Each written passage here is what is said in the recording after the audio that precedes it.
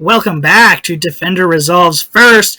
We're continuing that Season 2 return.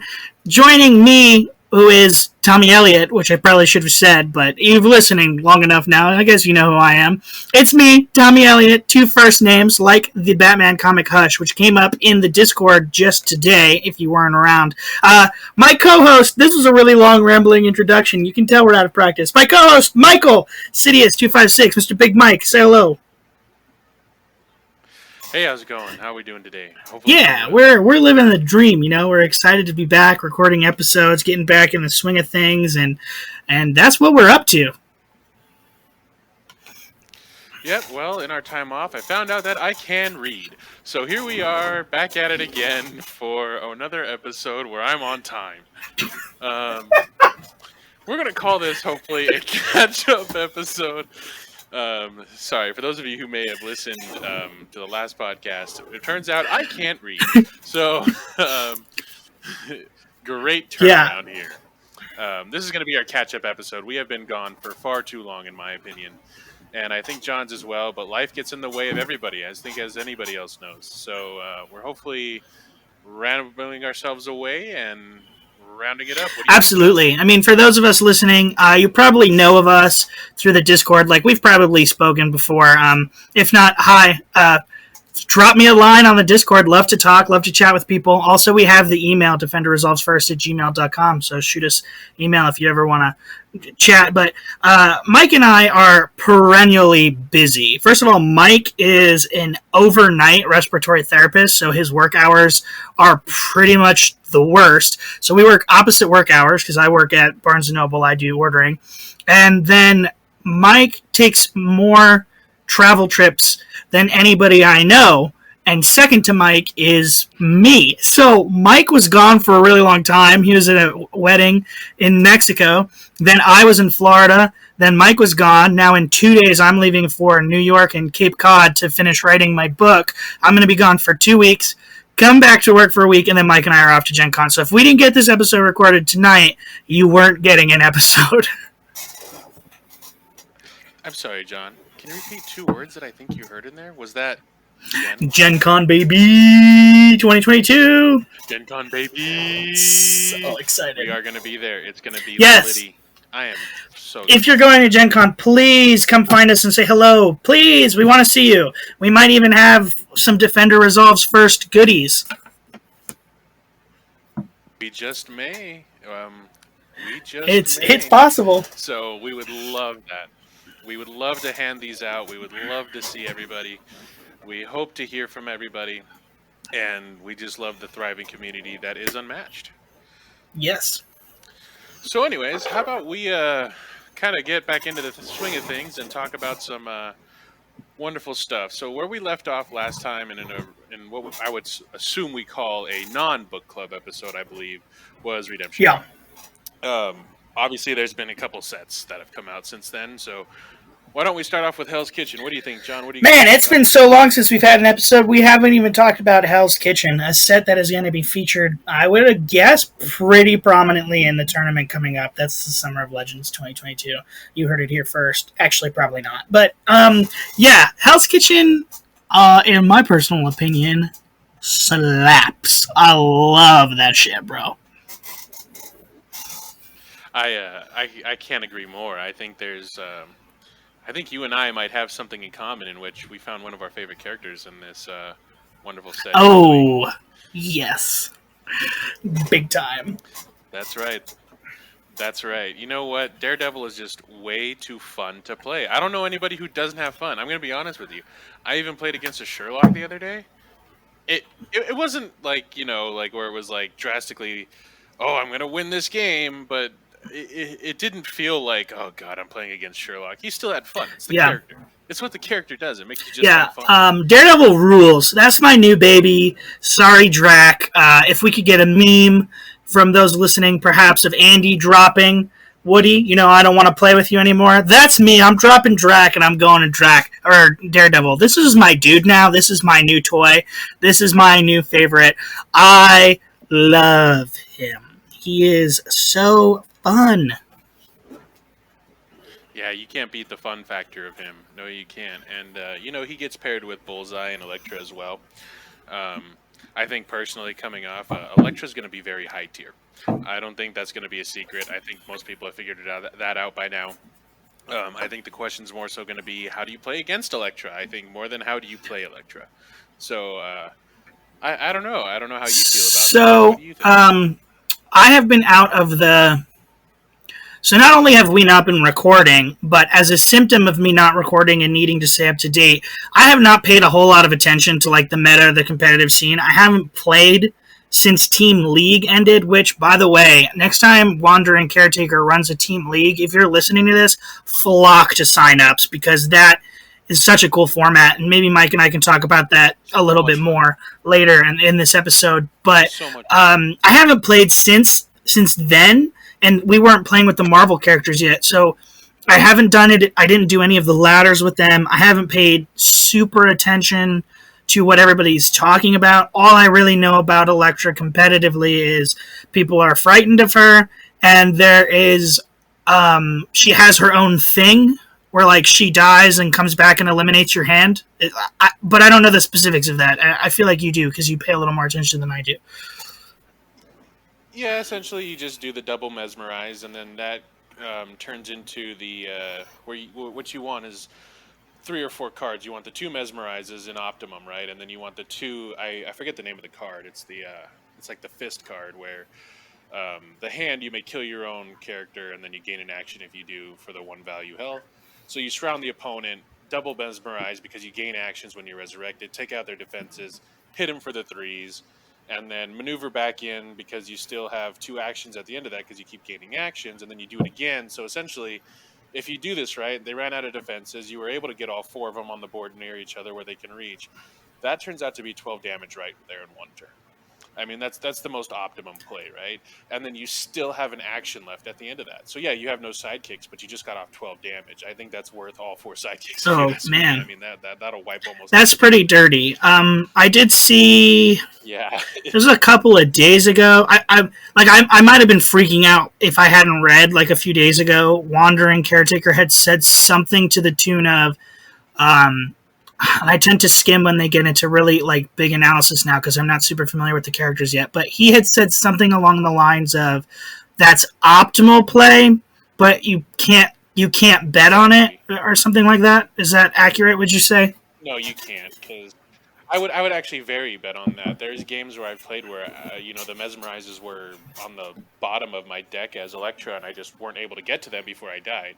Or in other places, I died too early, and I was only able to see my first couple cards because card draw. So there's a lot of variations. That's just like I said, and like Wandering Caretaker said, that's very optimum Yeah. play, right? So I think the way that you should go about that is murder her as quick as you can.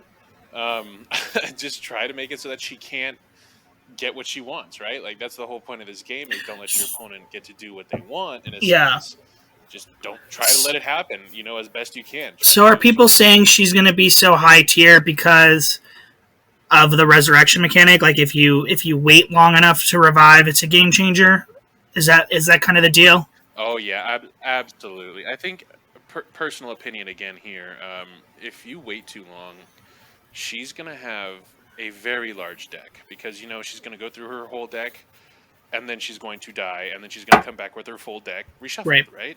So even though she starts off with a less deck at the beginning, she gets more over time because she's able to reshuffle everything.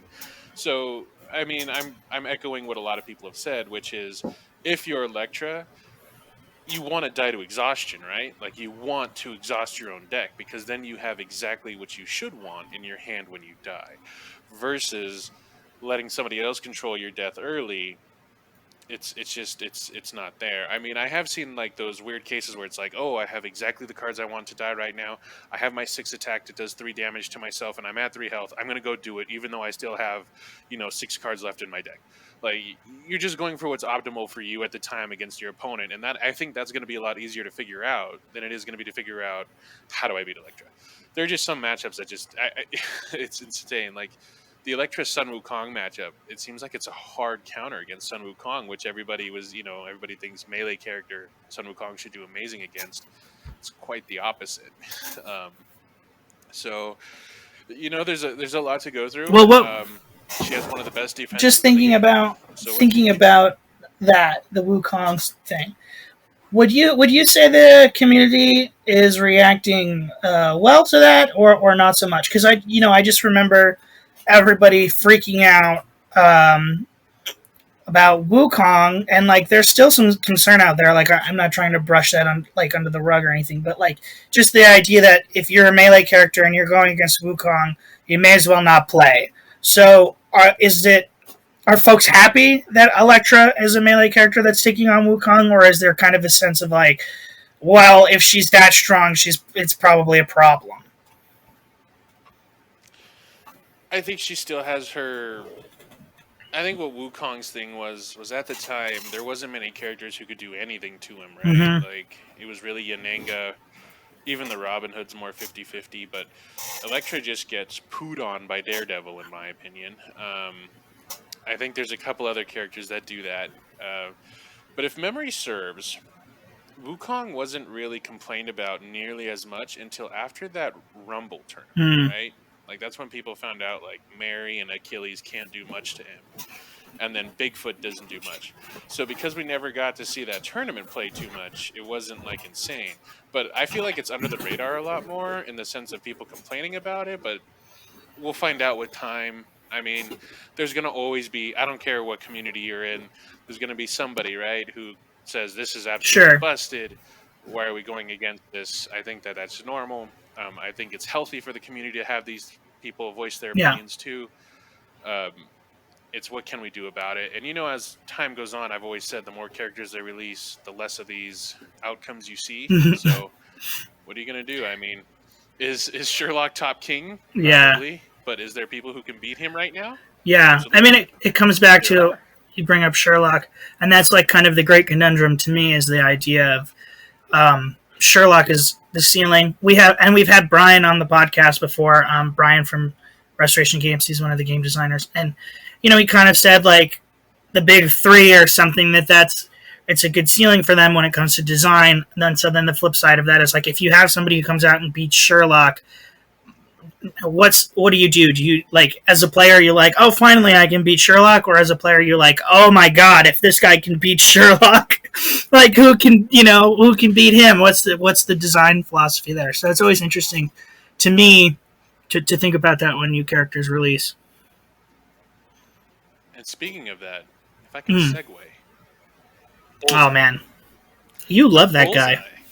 Bullseye is I think a lot of people love him, and a lot of people hate him, and a lot of people love to I'm hate him. Yeah, well, So, give me your thoughts because I have to be honest. We've played Bullseye, you and I. We've done the match a few times together, and I feel pretty yeah, indifferent, like ambivalent on him. Like it's cool design. I really like the art, and I like how they captured the character. Just like as somebody who reads the comics, like I think it's a really good adaptation. I'm talking like we're on book club. But just like mechanically, like he just doesn't interest me. But you like him, so like I want to hear it. Like people want to hear about your excitement. Nobody wants to hear me go meh. Nobody wants to hear me go yeah, meh. So like eh, hit us with yeah. the good So vibes. Death by a Thousand Cuts works really well for him, is what I say. He's not going to be that guy that just dominates every game. The fact that he can just control a map though and keep pressure on the whole time makes characters like Sherlock not do nearly as well because they don't have that time to just okay, I'm going to confirm, I'm going to do the combo on you. I'm going to take a card away from you, then I'm going to confirm another. Well, Bullseye can play around that if they have advantage. If they get the hand advantage early and they just keep piss pounding you with attacks. Bullseye's like, what are you going to do? You're going to pause to do schemes? Okay, you know that I still have, you got your 3 cards left because I've been attacking you, and my draw makes it so that I have 6 in my hand. Now I know that you just did your combo. You're down to 1 card. I still have 4 cards. I'm going to keep attacking you. I'm going to be relentless. And I can do that because I can attack from 5 spaces away. So you think of this and then you think, okay, and I've seen it, man. He can beat Sherlock. I've been preaching it since he came out. He can beat Sherlock. And I've done it. I've seen it. I think it will be continuing forward. Am I saying it's going to happen every time? No. Do I think he still needs advantage to do that? Absolutely. I think there's plenty of maps where if he doesn't get the advantage, he's going to lose to Sherlock because Sherlock. So how do you beat this guy? Is he, he's able to beat Sherlock? What's going to happen? His biggest defense is a 3, right? I mean, the one opposite of that is if you attack him twice, and the first one was the one that wins him the combat, then his next one is a 6 because it's the value, the written on the card, right? So if his biggest defense is a 3, and you're looking at Robin Hood 2.0 in that sense, heavy hitters, man. Luke Cage, Bigfoot. I played a game against Taylor, Baked Goods. Sorry, Baked Goods. I hate to bring up old memories like this. We were practicing a lot, and he killed my Jackalope turn 1, and I was Bigfoot. He got me down to 5 health by like turn 4, and he was at full health. I just kept maneuvering away, and I would draw with my ability. That's all I did because he was able to just attack me. It got to a point where I finally got the cards I needed. I walked up. I kicked the heck out of him. There was just nothing he could do because every time I just got closer and then I hit him for hard. It's like, yep, I'm going to hit you with a 6. What are you going to do about it? And Bullseye's like, well, I'm going to run. It's like, well, that's fine. You can run because then I'm going to get my ability as Bigfoot because you're not in my zone anymore. And then if you attack me, I'm going to get closer to you. Right. It's things like that. So there's balance there in that. But overall, I get why a lot of people think he's meh because Alice is finding her way back into the meta. By the way, I'm sure you're happy. That's my girl. Too. Yeah, I know she's finding her way back. I think people are sleeping on Alice. We found that in ladder. I think we found that in ladder pretty heavily. We found that in Tinder, that people were sleeping on Alice. I need people listening to this pre-tournament not to go look at my picks because like I never talk about how much I like Alice and I just pull her out and win with her. So I like. Yeah, it's just so. I think she's one of the most balanced. Yo, she's my favorite person to take against Medusa. And anytime I like say that, like all the really serious competitive players are like, "Okay, Tommy, shut the fuck up." Like that's not real. They're just like you're like they're like you're an idiot, and I'm like. My two matches of anecdotal evidence say otherwise. My whopping 2 games of data. Yeah, no, I completely understand. And so it's things like that where it's like, introduction of certain characters are gonna make certain things get better, get worse. That's I mean the flip side of Alice creeping back up is that poor Robin Hood is plummeting. Oh yeah, he's I mean, there's a fair amount of people I believe who think he's coming back because of Hell's Kitchen. He does okay into some of them. I'm gonna be honest. I'm not one who believes, but I know that somebody who might be a 2-time tournament champion who sneaks his way onto the show, I believe, said that Robin may be creeping back into the meta. I think he's mentioned that on stream once. Interesting. Or twice. I don't know. I think you have to know really your game plan, right? And Zero Skater John is the best at this, right? He knows his win condition. It's very vanilla. How are you going to stop it? And oh wait, you can't because it's John and he figures things out faster than you can adapt to it. And that's just what it is. So overall, circling back, Bullseye, very mid-tier, I think. I would even argue kind of mid to... I don't even want to say high tier. I want to say or low tier. I want to just say mid. And he's more of a specialist pick for, you're playing this, I'm going to play Bullseye. So for those listening who may not talk to Mike socially, this is like Mike's new favorite word, mid. Everything Mike and I...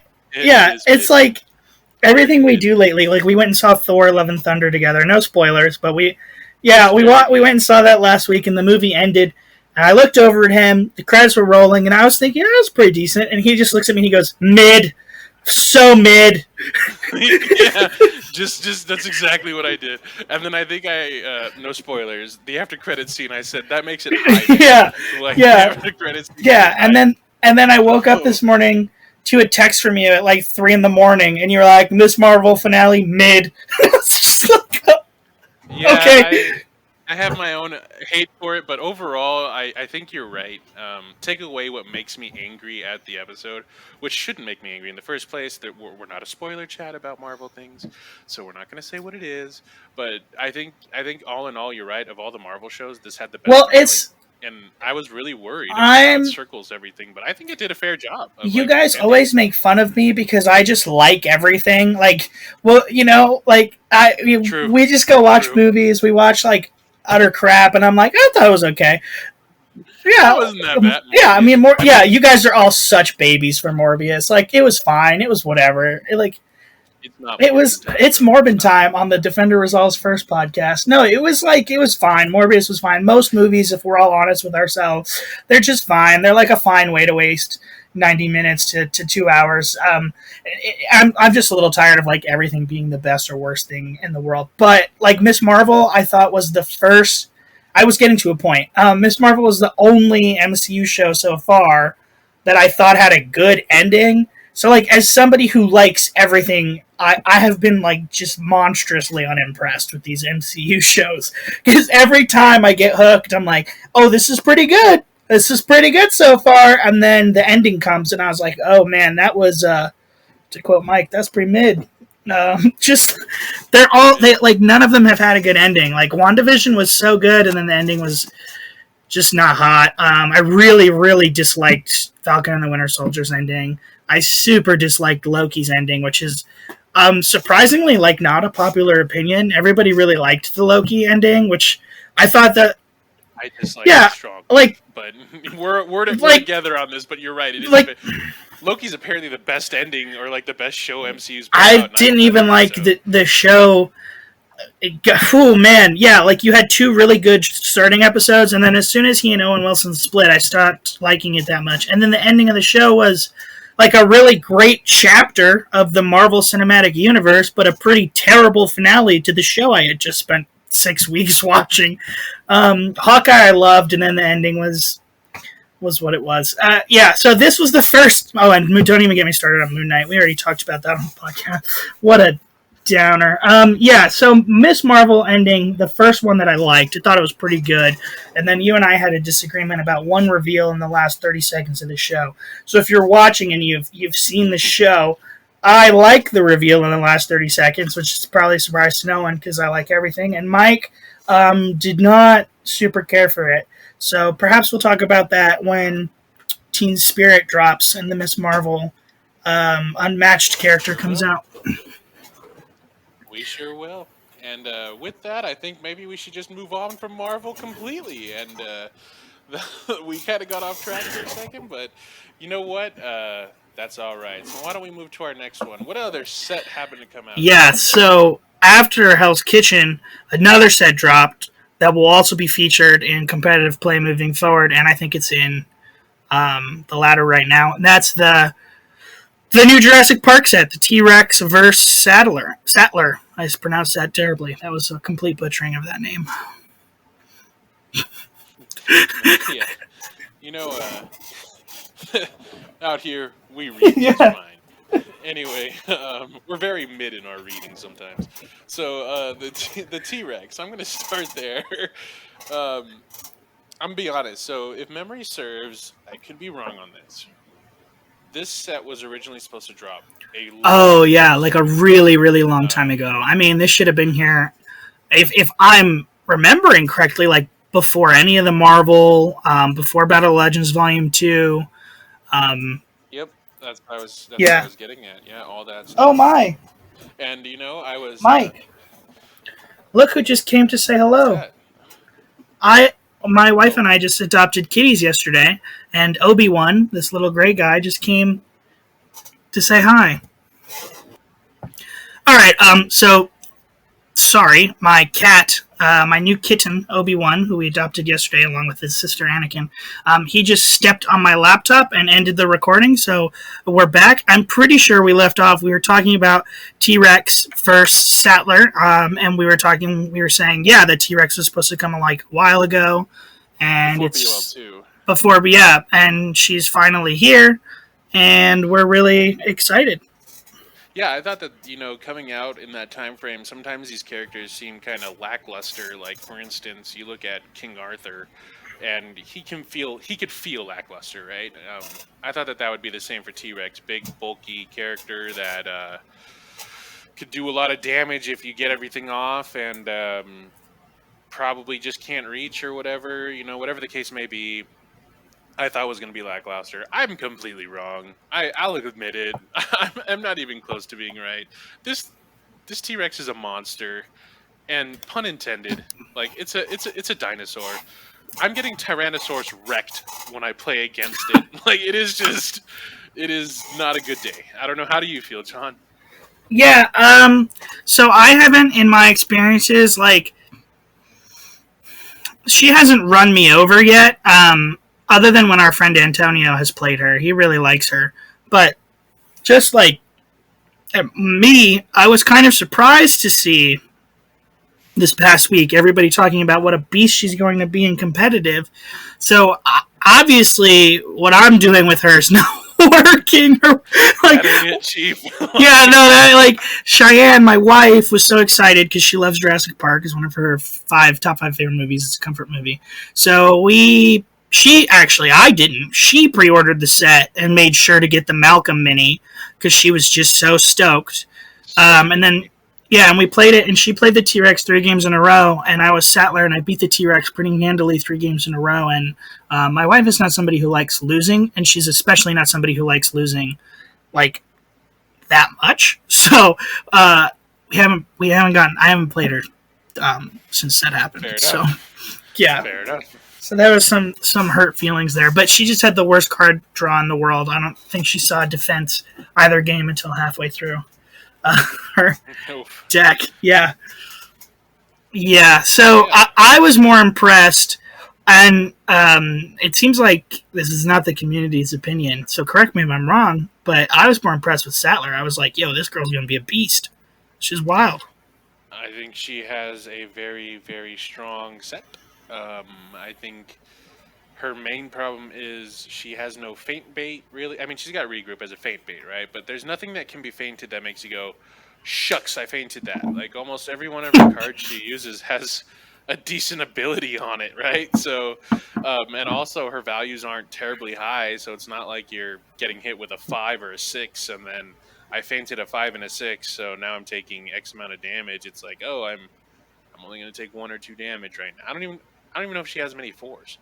Like, I Yeah. should be, more educated and knowledged in these things before we talk about them, obviously. But I do know that that's one of her downfalls. She has the opportunity to hit you for 7, and she has the Yeah. opportunity to do it many times. Well, and the she has the healing, too, is a big opportunity to deal. heal. I Yeah, was gonna I think say, she has the opportunity to heal.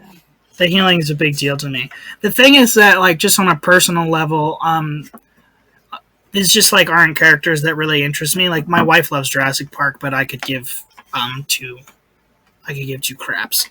Like it's just not. It's just like not an IP that I'm like super excited about. So, and that's just like when I play these characters, like, I usually tend to gravitate even if they suck. Like I tend to gravitate towards the characters who I like the most, like Daredevil or Dracula or Moon Knight, or like I don't know if you remember, but when we were first playing, I really loved playing Invisible Man until our friend Tony told me I wasn't allowed to play him anymore. So, yeah, so it doesn't, and that wasn't, by the way, for anybody listening, that wasn't because I was winning all the time. It's just because Invisible Man makes games really long, and Tony just had enough of playing 45-minute games. I was gonna say we got tired of playing 50-minute games every time we played the same game. Like, Yeah. Especially when we're doing this for fun instead of like tournament. We're just trying to have a fun night, and then, God, these games are going for an hour right now, and we're just getting to the point. I mean, I think that the game, interestingly enough, the game that made Tony lay down that rule is we were play testing. So no spoilers, but we were play testing the Genie, and I played Invisible Man against the Genie, and after that game, and the Genie's probably gone through like so many changes since then. But after that game, Tony was like, I don't ever want to play you while you're playing that character again." So, yeah. and that's stuck. It's been like a year and a half, 2 years. I don't remember when we were playing Houdini. It was like last summer, maybe. It was a while ago. It's been It in the was a contest for long, a while. yeah, it was a really long time ago, and like still, I went over and we played Unmatched like last week, Mike, and Tony was like, "Don't you dare bring Invisible Man to the Yeah. house." So yeah, Yeah. But um, I think that was a quick touch. Do you think they'll have any sit in the tourney meta? What do you think? well, they're saying they're I saw Zero Skater John was just saying yesterday or the day before that he's scared of what the T Rex is going to do. I completely agree. I think T Rex is going to be a menace. I think T Rex is going to be pick or ban. Do I think that I will be doing that? No. I've only found one fighter that I feel confident in every time I play against. I'm going to say two fighters. Two fighters I feel confident in playing against T Rex every time I play against T Rex. And I don't know. Should I divulge the secret? Is the question with tournament possibly being so close? We don't have any reveal dates. What do you think, John? Yeah. It could be a Defender Resolves first exclusive. I feel Sinbad. That's going to be my exclusive. Sinbad does really well. Sinbad. I have not lost a game against T-Rex as I'm Sinbad. The movement is insane. Um, the amount of defenses you just magically have. And then, a big one is T-Rex is going to do that thing where you can attack 2 spaces away, right? So you're going to attack from 2 spaces away, but Sinbad has the Toil and Dagger, and I think he has 4 of them. Makes you move up to 3. So you can get Yep. right adjacent to. And the Yeah. T-Rex has a big decision to make because she got no feints and you got plenty of voyages. So Sure. Yeah. there Yeah. is not much lost there. You're not really hurting for those, no.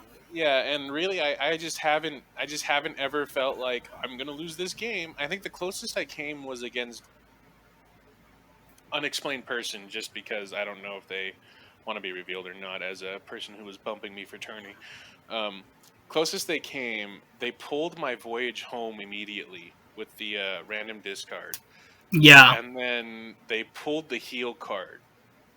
So I wasn't able to get my heal off the whole game, and I wasn't able to get voyage home to get vice versa. You get the heal off twice or whatever. Yeah, I I suppose you want still both of those. still ended up winning with 2 health. I mean, it was 2 health, but it was like it Yeah. just didn't matter because it was every time I had something. Okay, I mean, one of the things T-Rex tries to do is get hand advantage. Riches finally has a use, boys. We finally got this scheme of use, boys. Sinbad mains rejoice. We can use that thing without any. Oh man, you love to see it. Yeah, so things like that. I just felt really, I felt amazing playing Sinbad into Rex, and people beware because there's a T-Rex main out there who is, I'm hoping to eventually connect with and tell me how the heck do I beat this character because he is amazing with the character. And I don't want to reveal that person because they probably are under the radar for some, and others probably know exactly who I'm talking about.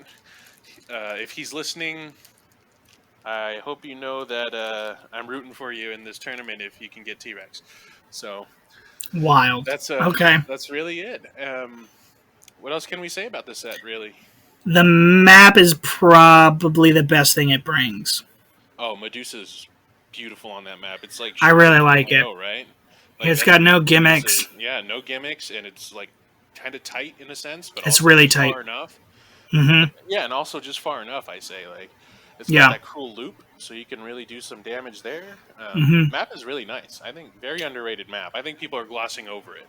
Yeah, I think I really like how far away the starting positions are too. Oh yeah, that's really neat because it's That's like, a really neat perk. Spaces? Is it 8 spaces? It's an interesting map because if you're going like second, I think that the map gives you an advantage that nobody's talking about, or maybe they are and I missed it. But I actually think that's a really good map to go second on because nobody's like moving in and getting you unless they're like boosting and stuff. Like it's good. I like it. Yeah, no, I agree. I think it's one people are just you look over it because Hell's Kitchen came out. It's got the gimmicks that I'm not huge on. But yeah, so yeah, I'm not huge on them either. I understand why people enjoy them. I'm definitely not huge on them, but my favorite gimmicks are I don't know. I guess I was gonna like name something, and then I was like, I guess I don't actually know if I have one. I like the one-way path, but that's just because I think paddock is really neat. But I like the secret passages too. They're Just pretty jump around fun. whenever you want. Yeah, high ground's fun.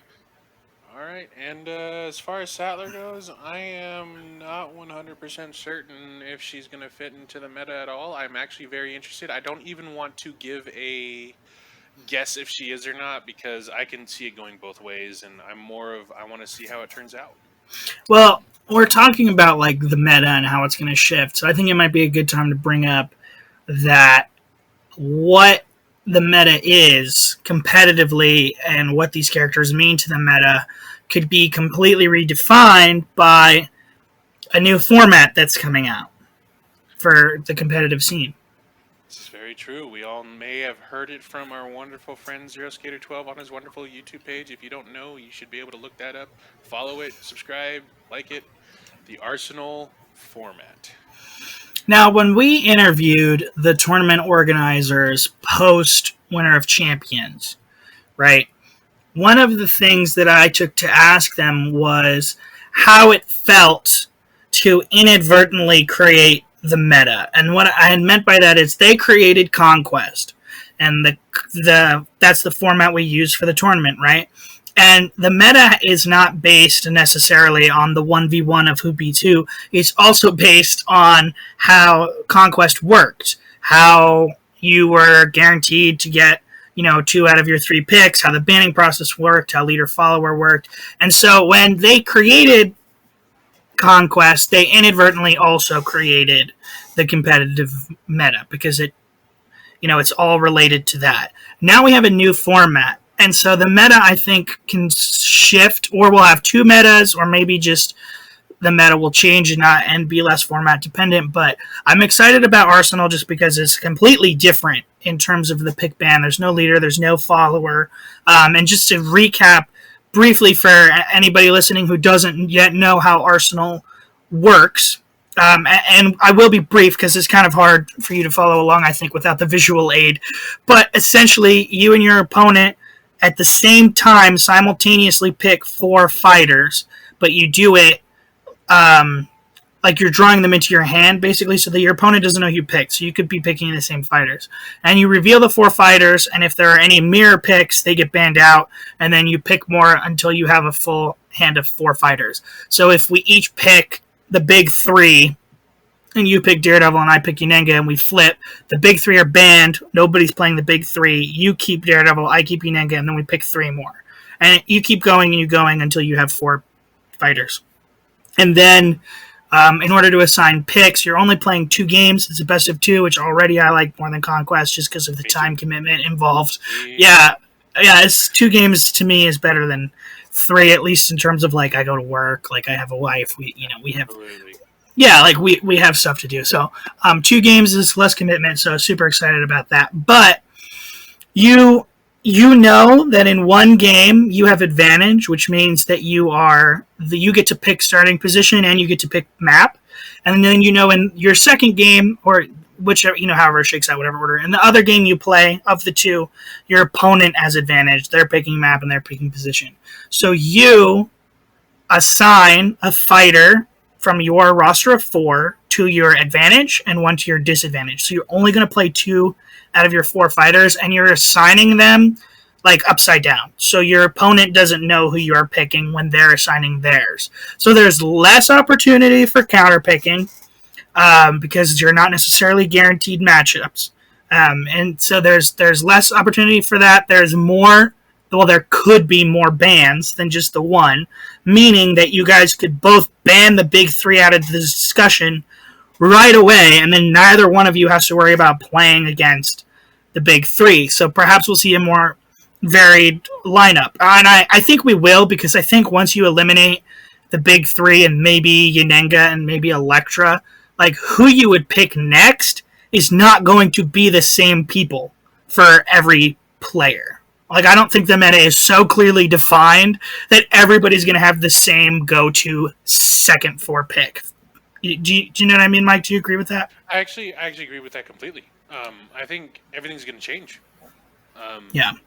I think I think there are going to be people who are also trying to snipe what the other person does.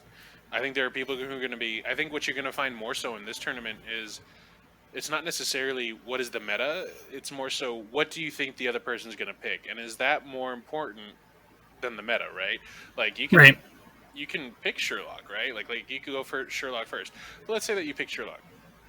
Is there going to be that Joe Schmo who's trying to IQ 9,000 and go, oh, you're going Sherlock? I'm going to go Bullseye, Raptors, and Moon Knight, who have a fighting chance against him because I have nothing to lose. Yeah. What are the chances that you also pick those three, and then I'm going to let Sherlock through? Right. So, are we going to see the big three every time? I think there are people who are going to die hard big three the whole time. I think that's Yeah. their first three. I think that's going to be. Am I going to be one of them?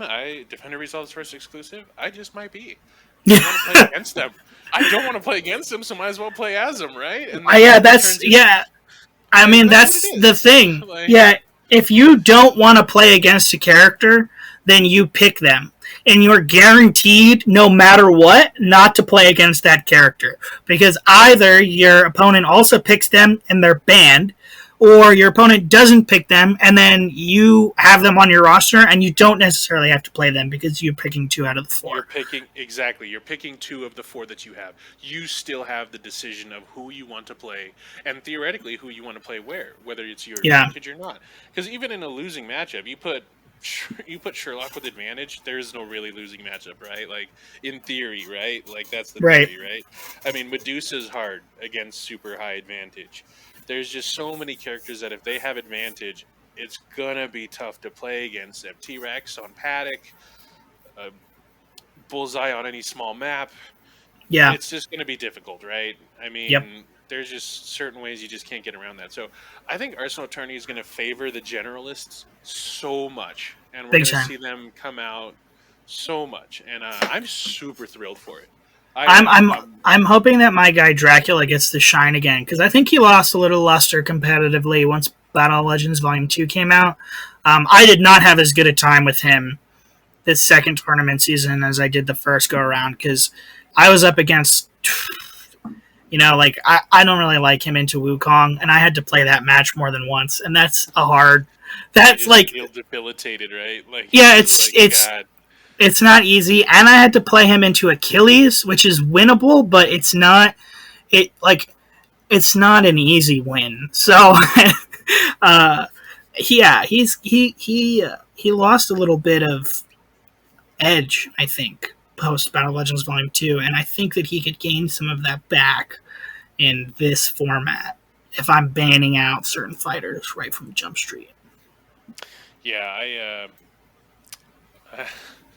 I think there's going to be a lot of, like I've been saying, man, Alice is going to find her way back. I wouldn't be surprised if Alice is going to be a first pick for a lot of people. Perhaps you. Who's to say? Defender Resolve's first exclusive. I have not yet committed to signing up for this tournament, so I don't want to. He hasn't.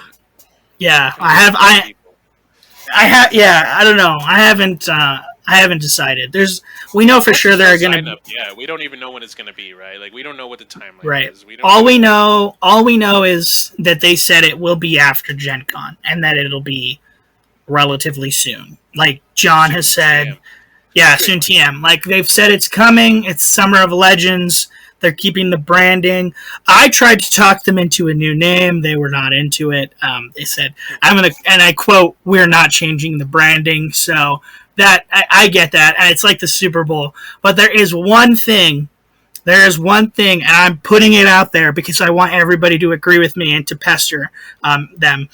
I said that if you're gonna keep Summer of Legends, right, then what you have to do is you have to Roman numeral it. So it's Summer of Legends 2. It's like the Super Bowl. And then it'll be, you get, every year. Yeah, because that's the rule of cool, baby. Okay, the rule of cool says Roman numerals. And Zero Skater was like, well, I was thinking we would just say, like, Summer of Legends 2022. And every year it would be like the year would be the new thing. And I was like, that's not sexy. That's not sexy. There's nothing sexy about 2022. No, you got to do the Roman numerals. It's cool. And Noah Jack Gwynn agreed with me. So that's my dude. Are we calling him out? He agreed. No, he agreed with me. He was like, "Yeah, I do like that." He was like, "That's pretty cool." Rule of cool. Jack Gwynn, Noah, if you're listening, I want you to know, in all things, you are my boy. I don't know if you guys know this listening, but Jack Gwynn favors the same fighters I do, Dracula, Alice. He leans into similar playstyle. If you've been listening to the podcast since the inception, you know that Jack Gwynn, Mr. Noah, was my choice to win the last tournament. He didn't, but I'm putting my money behind him again. It's like he's my favorite athlete. You know what I mean? Hold on a second. Hold on. Let's pause. Are you saying that you've made your choice for who's gonna win the next tournament, which is proven Arsenal? Here's the deal. It's he's my favorite athlete, man. It's like when I was growing up, the Jets were my favorite football team because I was a masochist. No, yeah, because but that's the thing. It's like it doesn't matter that the Jets didn't win. And it doesn't matter to me that Noah didn't win the first two tournaments. He is such a skilled player. He's such a genuinely nice guy all the time in the Discord. Like, he's always so chill. He's always so respectful of everybody. Even when he doesn't agree with things, like, I've noticed he'll ask, instead of shutting people down, he'll, like, ask questions like, oh, well, why do you think that? Or, like, what makes you think that? Because I think, like, he's always very curious and inquisitive, and he just strikes me as such a cool guy that like I can't help but root for him. He's my favorite unmatched player from a like I'm a fan in the stadiums. From that perspective, Jack Gwynn is my favorite unmatched player. You heard it from So first. yeah, so I'm gonna continue to root for him. He could lose the next 10 tournaments. I will still be putting. That's my guy. I'm still behind him. I'm still supporting. I'm in the stands with my sign. I'm in the stands with my sign. Yeah, he's just such a nice guy, and yeah, and I just feel like a kinship with the idea that he picks and he likes the same fighters that I do. So that's just something. But what about you? Do you have a Couldn't agree more. pick? Do you have a player pick? All right. I'm gonna be open with everybody about this. Few people know from my group chat. John knows from personal experience. I usually do who made top 10 that didn't make top 10 last time, and I've been right both times. That's true. I don't want to give my pick out yet. I probably will give you my pick on the episode before the tournament. I hope that's fair. Will that be Gen Con? Will that be the Gen Con episode? Because okay. I don't want to get it wrong because the person who I'm picking, I don't know is going to be in the tournament. And if that person is in the tournament, I'll pick them.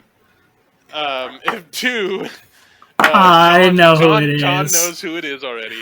I know who it is. We're going to keep it under wraps, though.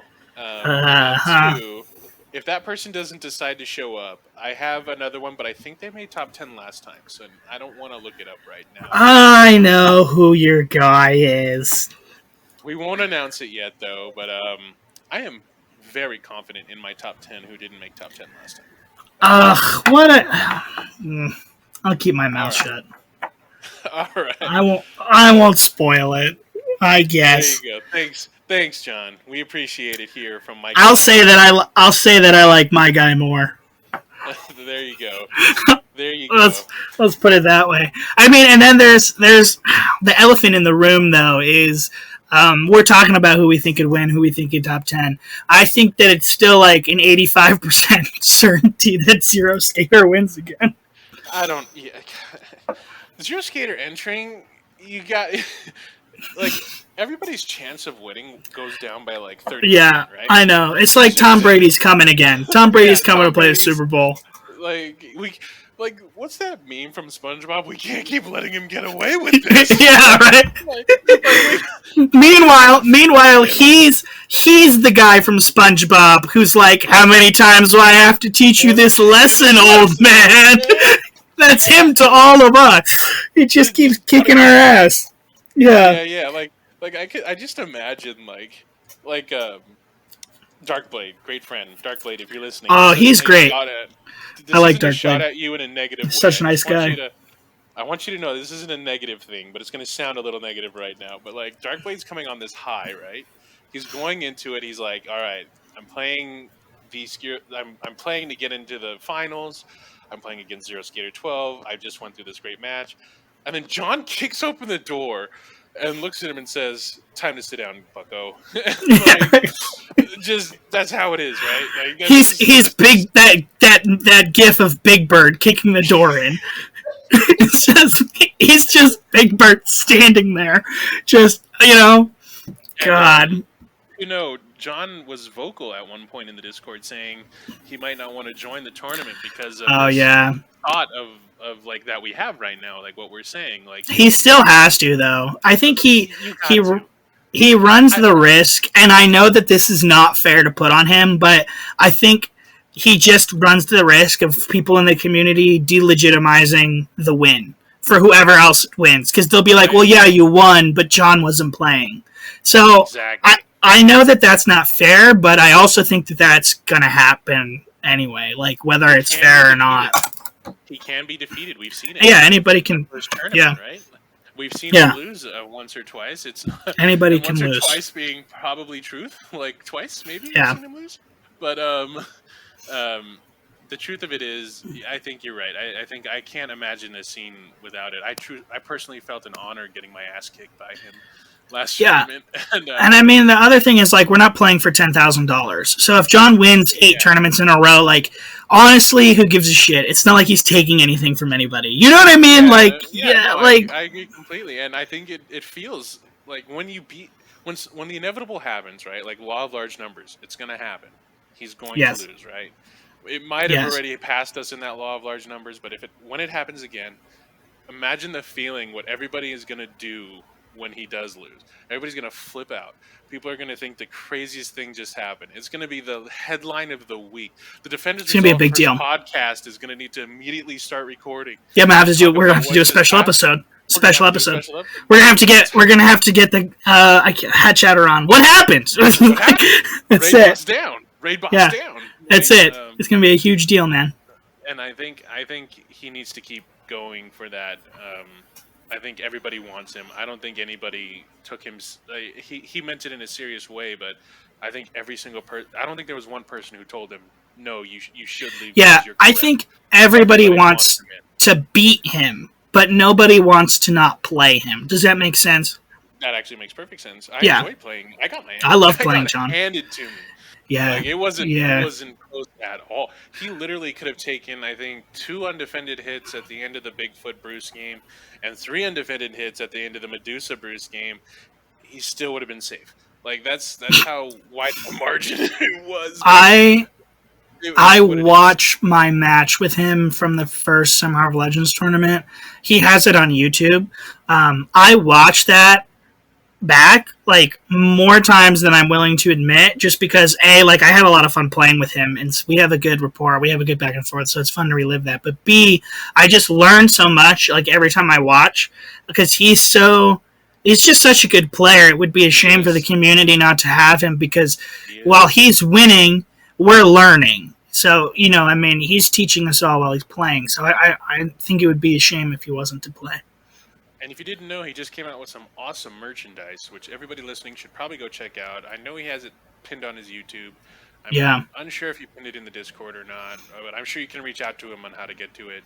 Well, shit, Zero Skater. Are you gonna like sponsor this podcast or what? Because we're just We're just talking you up. But how much this closer may can we get? I mean, my nose is this. a little brown right now. My goodness, this may as well be a commercial for the guy. I know. We love him. He's a good guy. He's a friend of the podcast. He's been on a few times, uninvited a couple of times, but it is what it is. We like having him. He's a good guy. Yeah, I don't know. I think that it's going to look really different, just everything, because it's a completely new format. We're doing the 2 games, and then there's like it ends with a knockout. They've confirmed, which is like a best of 3, but I don't know how we get there, because they haven't, because not every, yeah, it'll all be revealed. They haven't talked about it yet. So I'm excited about it. I don't know if I'm going to sign up yet or not. They're doing timers and the time commitment, and I don't really know the meta anymore. And I know that as soon as this podcast publishes, Zero Skater is going to send me like 18 messages like, you have to sign up. So, Zero Skater? Listener, yeah, I no. commend you to message the heck out of John, forcing him to get into this. Oh my goodness. Putting your fingers to type you need to play in the tournament, John. Thanks. And then We'll just see. set enter. We'll All see. right. I'll tell you what. I'll tell you what I would be signing up for faster than I could breathe oxygen is if we did another team league. Completely agree with you. If Team League was larger, I would strictly do that. And I don't Yep. mean larger in the sense that I'm trying to knock down how what's the words I want to use here? How valiant, how great the tournaments that are currently going. I don't want to Yeah. knock them off their pedestal. I just want Team League to raise up to that high. Like Yeah. it was immensely fun. We do a lot of I brown think nosing on this podcast, don't we? yeah, we sure do, but it was so fun, man. I just Send us free merch. yeah, everybody send it to the merch. We Yeah. love it. No, Team League rocked. I mean, that was super cool. You and I, we created a format last year called the Weekend Blitz. And one of the things that we locked on to right away was that we wanted it to be a team-focused tournament, but in 1v1, because we really like the camaraderie that the team brings.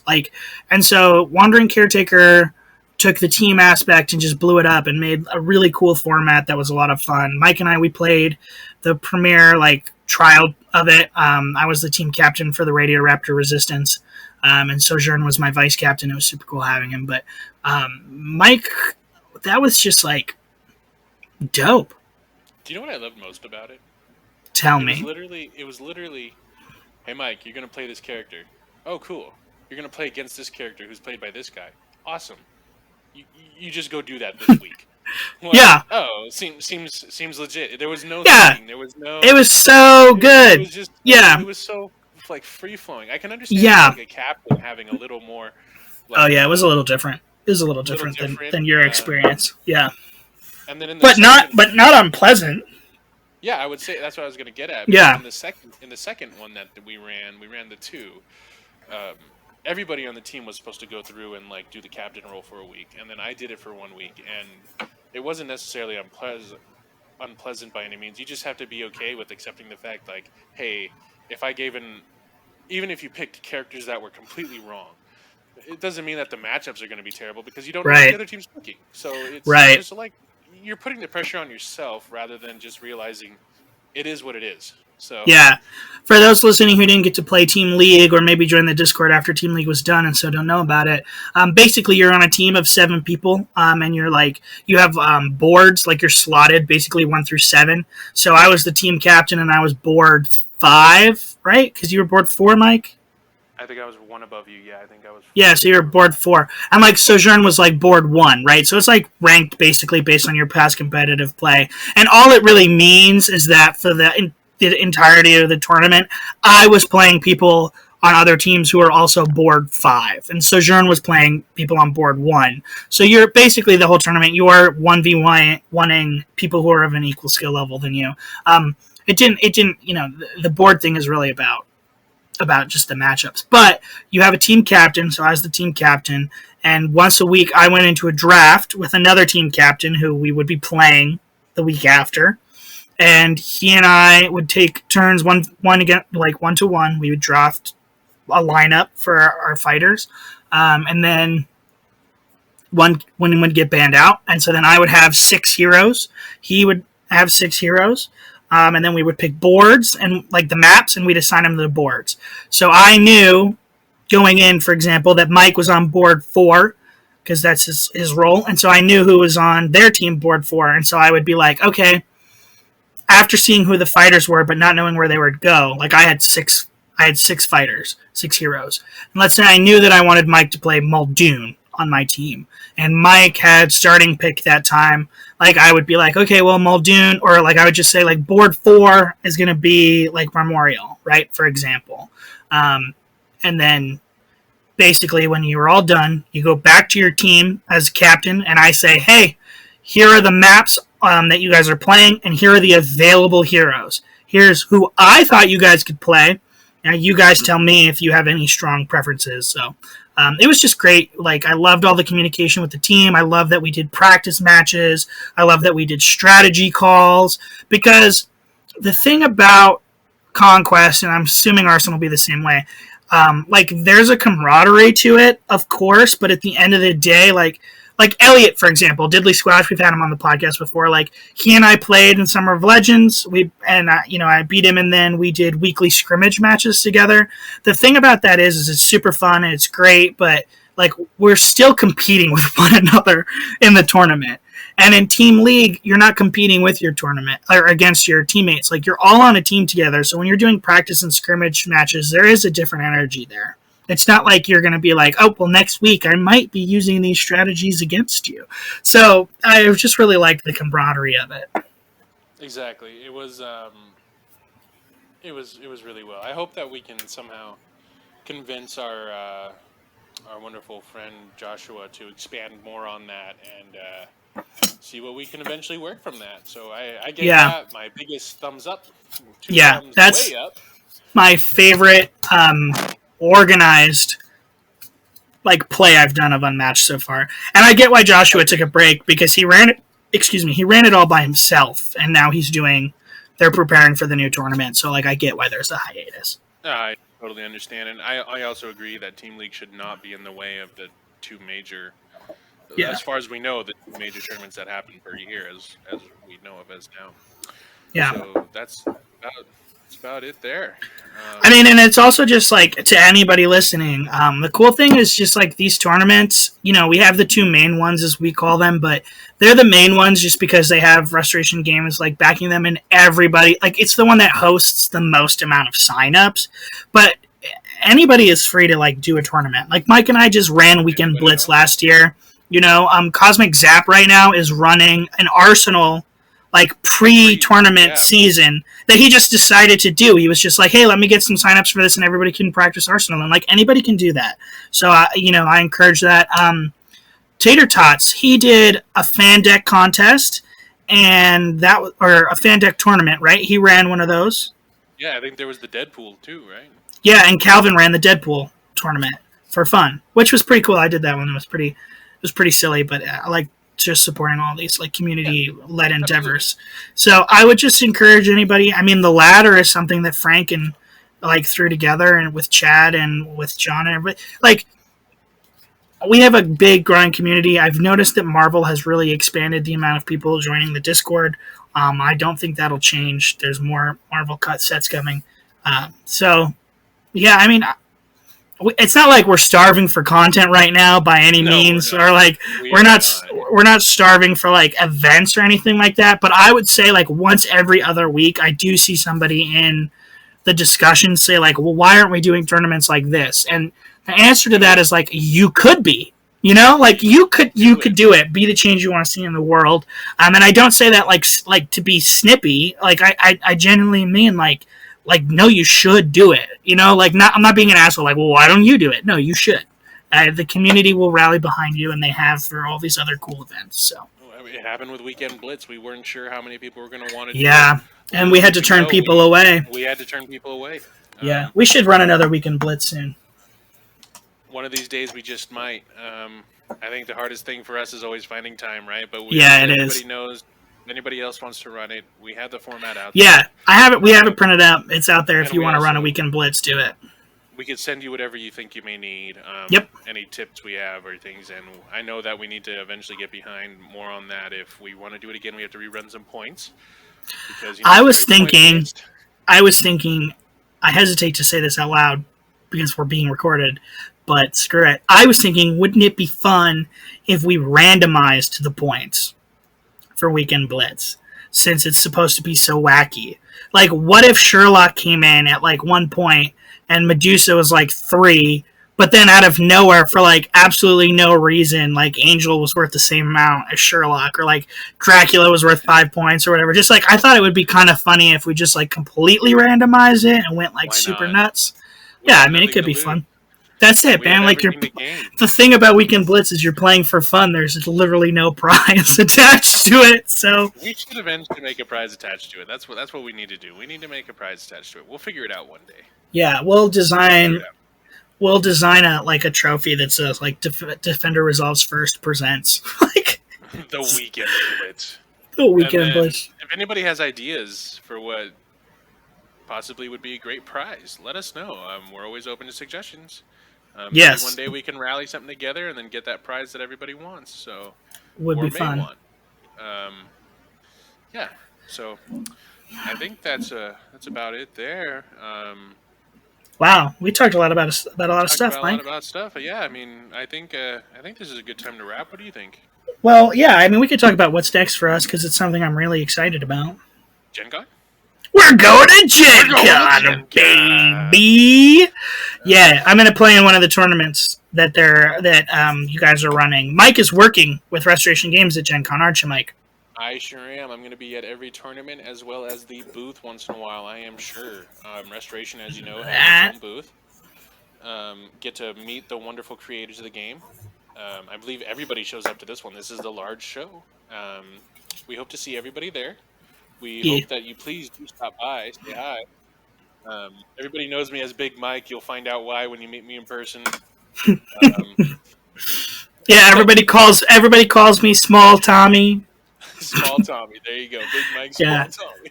So, nobody calls me that, by the way. So nobody. nobody. Not That's only because us, but I'm not necessarily small in the gut region. So although in argument, it's going to be kind of odd for me because I bet a lot of people are going to call you Tommy because we know your yeah, skater is John, but I yeah. only know you as John, right? I know. Yeah, It's one of those things where I'm interested to see how that plays out. But please come say hi. Um, yeah. You can call I'd me love to Tommy see or you. John. I'll try and respond to Tommy. I'll get used to it. I think within like a day or two. But it's gonna be There you go. cool. I'm gonna play some unmatched. I've signed up for some fun stuff. I'm gonna play Avatar Legends, which Oh is yeah, the new Avatar: The Last Airbender like role playing game. You know, like we're D&D, thrilled like about that tabletop. one. That was on Yo, Kickstarter, right? I'm stoked. I did back it on I Kickstarter, remember. but I remember that. yeah, but there's like some production delays because of COVID. You know, so Yeah, with the everybody. books haven't been printed. Like I think I was supposed to. I honestly don't remember because I just backed it and was like, I don't care when you send me to this. Like, this is the coolest thing I've ever seen. I think we were supposed to get it in February, and there's been some like massive delays. So, I'm gonna play it at Gen Con because they're hosting like play sessions. So there's like a 4 hour play session on Thursday morning that I'm gonna do, and I'm playing this game. I bought you a ticket for it too, Mike, just in case you end up not working. But and if you are working, I'll just ask somebody else to come play with me. But it's called God's Forge, and You're showing me. it looked really neat. I was like, this looks like the coolest thing ever. And then I signed up to learn how to play Dice Throne because everybody in the Discord talks about it all the time, and I've never. Everybody's like, I'm the same way. I don't know Yeah, what it is. Don't I ever have know no how to clue, play it. But no it's clue. one of But those things where if we had yeah, time, I would love to do it too. So I completely understand it. yeah, Um, I saw it and I was like, okay, well, I guess I'll do this. Whatever. And then I signed up for. You might be working. You might be teaching me Keys to the Kingdom on Saturday with Restoration Games. yeah, that's a heck of a fun game. If anybody else has seen Yeah, that, but please stop by the restoration booth. Those of you who are interested, Dark Tower, just as a reminder. me, me. Um, if I you're wanted to looking play. It was all sold out. I was gonna say it is usually one of the hottest commodities of restoration games, even more so than Unmatched. I think I could say that safely, actually, for the reason that they didn't have they had only a certain amount of copies, right? At Origins, Yeah. I'm fairly certain that we sold out in 2.5 hours, and that was for the whole con, like Wow. just gone. How much is the game? How much do I need to have? It was two something, right? I think it's 200 something. I wish I had the answer for you. Okay. Oh, Worth never every mind. dollar. Yeah. My friend, worth every dollar. They just got the expansions. I'm sure you could talk to Restoration about it. But if you're looking for it, my my only thing to tell you in any advice is go early, grab it early. It is Yeah. the hot commodity. I can't tell you how many times I was demoing Unmatched at the booth, and people would come by and say, "Hey, do you guys have Dark Tower?" No, no, no, I don't. I know this is an Unmatched podcast, but we're also the Restoration people. Obviously, as you may know, made our logo. I love to Yeah. shout them out. They are one of the We greatest love them. companies I've Yeah. ever worked with. Like Yeah. worked with because I have worked They're with them. yeah, Seen them yeah, they're friends of the talk to. podcast. We like supporting everything they do. And and there you can walk up to any of them and just ask them away about anything, unmatched, dark, anything. They are so welcoming for everything. Wonderful, wonderful people. I Oh can't express it enough. shit, we shouldn't go without saying uh that they did unmatched storage solution is coming, bro. How could I forget? I totally forgot. I totally forgot about it. There's a storage solution coming, and they did like they did a crowdfunding for it, and then so if you haven't heard about it, you should definitely look into it. Unmatched storage solution. It's hard to talk about without you seeing it visually, but it's really a really unique thing. But the thing that I really want to highlight and shout out is that they did an alternate card art pack. So there's 20 cards that they got artists to do like special like art for. Like Oliver Barrett, I think, is doing Beast Form for Dracula, and like there's new art for everything. And I definitely bought that. I thought it was the coolest thing. So if you're like super into foils or you like just like collecting, that's something to keep an eye out for. The alternate card art for the unmatched cards. I thought it was super neat. Speaking of foils, did you catch that? Like, well, I don't want to say spoiler, but Justin said the other day. Did you catch that? No, what did he say? I'm fairly certain in the Discord, I can look this up, and you guys could look this up too, is that there is foils for Houdini and Genie. What? And Where? Well, they're not released yet, obviously, because the sets aren't even released. But I think he said they are the coolest foils, is what I thought he said.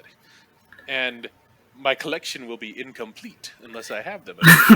So, yo, call me General Grievous, bro, because he's about to make a fine addition to my collection. Let's go. Exactly. Sick. The same way. So, looking forward to that. So that's kind of bumping off the fact that you were talking about those alternate card arts. I think many people have seen a lot of them. Phenomenal. Can't explain. It's certain things like where it's like, well, I can't picture this being anything else, and then when you see something else, you're like, wow, this is quality as well. Like, right. I wonder what the rest of the deck would have looked like now that I've seen this kind of thing. Yeah. So it's very, very interesting. I love the storage solution. I love what can come from it. The little coin's amazing. The boxes. Please check that out. I think there's still a thread in the Discord about that still around, and that's really what I got to say about that. Is I purchased a bunch of stuff from them from that. I purchased a fair amount from that, mainly for the storage solution. So dope. I'm glad that we got that in there because we almost didn't talk about it. But yeah, it's super cool. I'm really excited about the alternate card art. I think that was the coolest part of the thing, and the travel bag because I don't really need I don't need the storage solution because I'm never throwing those boxes away because I'm anal. But I do want the travel bag because I take the game over to our friend Tony's house all the time, or like I take it on vacation, and it would just be easier to have the bag that I can put all the just select fighters in. It's pretty neat. I like it. Agree completely. I think the travel bag is a necessity. Yes. Cool. I think that's probably it. I don't think we missed anything now. I think we have rambled enough. I think that we can say that we hope to, once again, we hope to see people at Gen Con. We are going to do an episode from there. Yes, dispatches from Gen Con.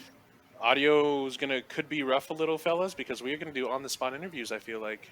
What do you think, John? I think that would be super fun. I think that'd be amazing. We hope to see you there. Yes. All right. Well, Mike, what is it that they always say? Well, it's a hell of a rule and a heck of a podcast if you say so myself, but it's that the defender resolves first. You'll love to see it.